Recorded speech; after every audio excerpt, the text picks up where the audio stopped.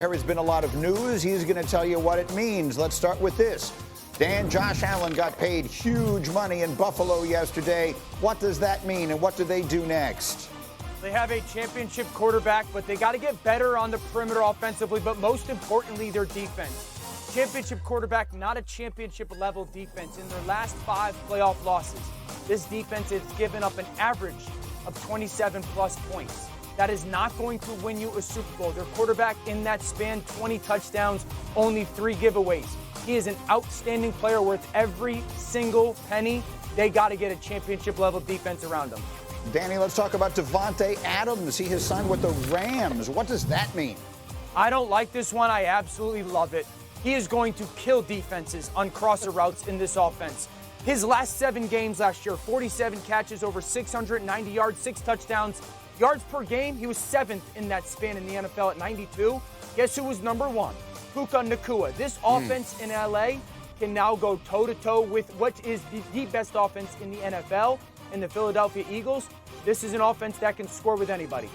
And then the big story of yesterday, although the way the world works, it feels like a year ago now. Right? Myles Garrett is staying in Cleveland. What does that mean? Well, it's the biggest win the Browns have had in years. And 2, they got to know who their quarterback is. I can't imagine that Myles Garrett has come out publicly and said it's about winning, it's about winning, it's about winning, and then he signs this contract without knowing what their plan is at quarterback. They either have a very clear idea that, yes, Kirk Cousins is coming, or we're taking a guy at 2. But at the end of the day, this is absolutely horrible news for Jerry Jones and the Dallas Cowboys. I agree with that part of what you said. I disagree with the first part of what you said. We'll get to the Cowboys side of it in a minute. Here's what I'm going to say, and I understand it is an unpopular opinion.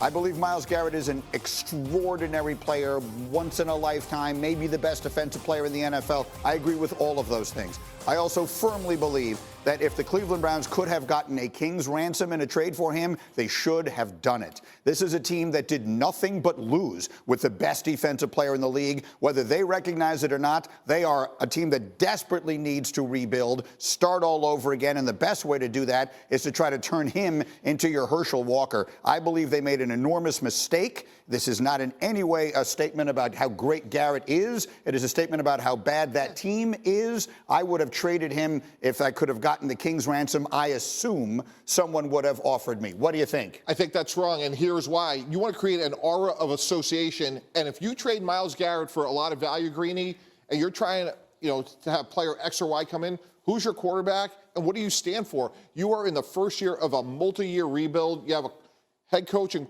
obviously GM that's late. It's getting late early for them. So to me, Myles Garrett at least says, hey, we have the best non-quarterback in the NFL. We're going to build from there. And now, obviously, we got to get the quarterback. They literally didn't get one iota better yesterday. They just got more expensive. They already had him, and they got the second pick in the draft for a reason. I would have fought my way out of Cleveland as best I possibly could if I was Myles Garrett. I thought he was serious about wanting to win.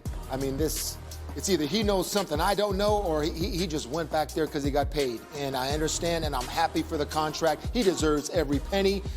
I mean, the best defensive player in the league, this guy. I mean, 4-down defensive player, the way he's able to rush field goals, block kicks, do everything.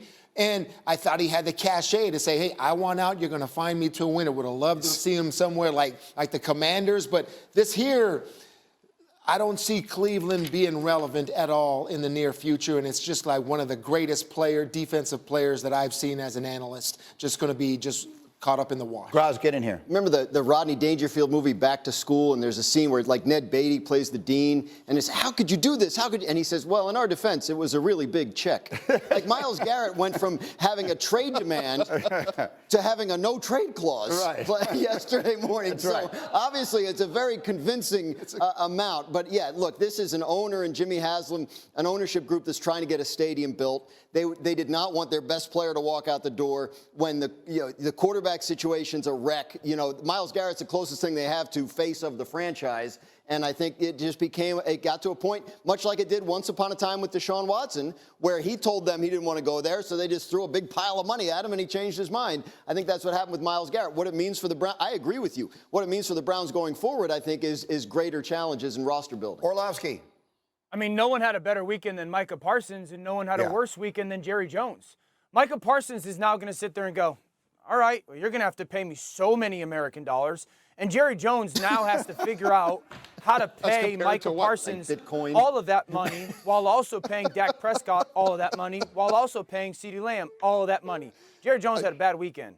Yeah, Micah knows it. He after this deal came out, he posted that. You don't need me to interpret it for you. That was basically him saying, yes, I just got much, much richer. Tannenbaum. Greeny, yesterday I'm sitting there. He made $30 million in a couple hours. Him and Jamar Chase, as arguably the next two best non-quarterbacks, had an unbelievable afternoon. Okay, so let's then address that side of this, because you identified the two players and the two teams that have just screwed this thing up so badly it's incredible. I'm not a business expert, but it is very easy to see that every single year the best players in the NFL get more expensive, not less. And the Cowboys act like they're going to get cheaper the longer they wait. And I understand that it takes two to tango. Yeah. And in some cases, maybe the players wanted to draw these things out. But somehow, almost all the other teams, when they have must-sign players they have to keep with them forever, they manage to get deals done in a timely fashion. And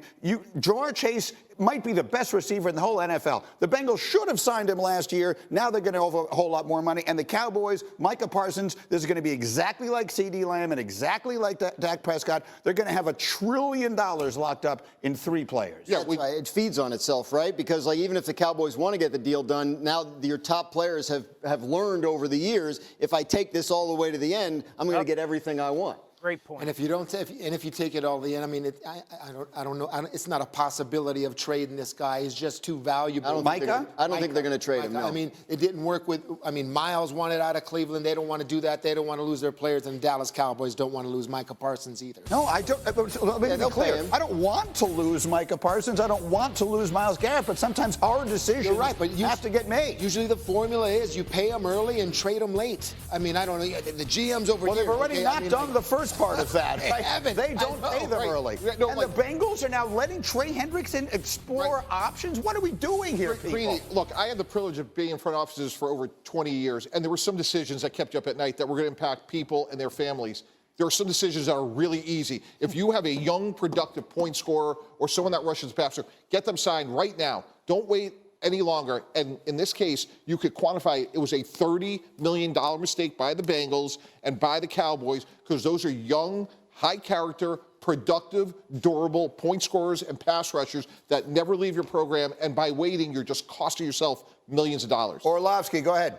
With the decisions by both organizations, Cincinnati and Dallas, it's hard to envision them fielding competitive teams. I understand having stars, but if you're going to pay 3 guys that amount of money and eat up that much cap space, it's just hard for you to contend. I mean, this is with restructures.